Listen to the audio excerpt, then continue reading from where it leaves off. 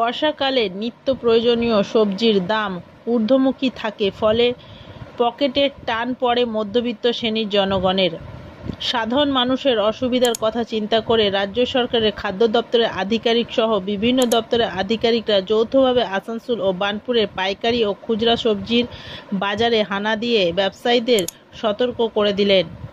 Agriculture দপ্তরের assistant director Dilip মণ্ডল জানান, জেলা শাসকের নির্দেশে তারা যৌথভাবে আসানসোল ও বার্নপুর পাইকারি এবং খুচরো সবজি বাজারে হানা দেওয়া হয়েছে।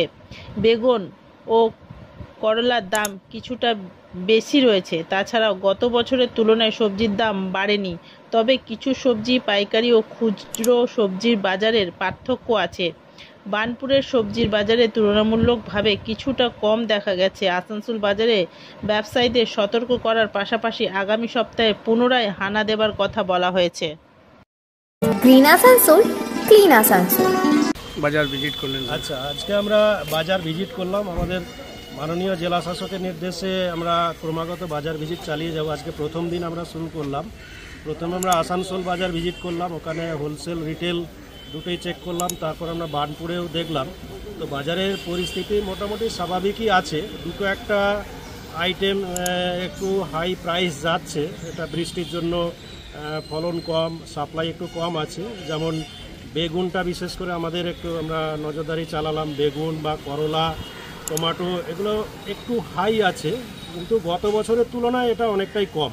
গত বছর এই সময় আরও অনেক বেশি হাই ছিল। তো যেটা আমাদের মেনলি আজকে নজর দেওয়ার বিষয় ছিল যে হোলসেল এবং রিটেলের একটা ফারাক, কিছু কিছু ক্ষেত্রে ফারাক আছে, প্রায় ডাবল মতো ফারাক আছে, মানে হোলসেলের থেকে রিটেল ডাবল হয়ে যাচ্ছে। সেগুলো আমরা আজকে যেহেতু প্রথম আমরা ভিজিট করলাম, আমরা সকলকে ওয়ার্নিং দিলাম যে আপনারা শুধরে যান, মার্জিন এত বেশি রাখবেন না, সাধারণ মানুষের একটু পরিশান হচ্ছে। কোর্সের ভিজিটটা রেগুলার চলবে, যাতে করে উপভোক্তারা সুবিধে পান, যাতে ফারাকটা কমে যায় হোলসেল এবং রিটেল। বৃষ্টিতে কোনো সবজি কি ঘাটতি আপনারা নজরে? না, ঘাটতি নেই, খুব একটা ঘাটতি নেই, ঠিক আছে। ভিজিটটা চলতে থাকবে। ঠিক।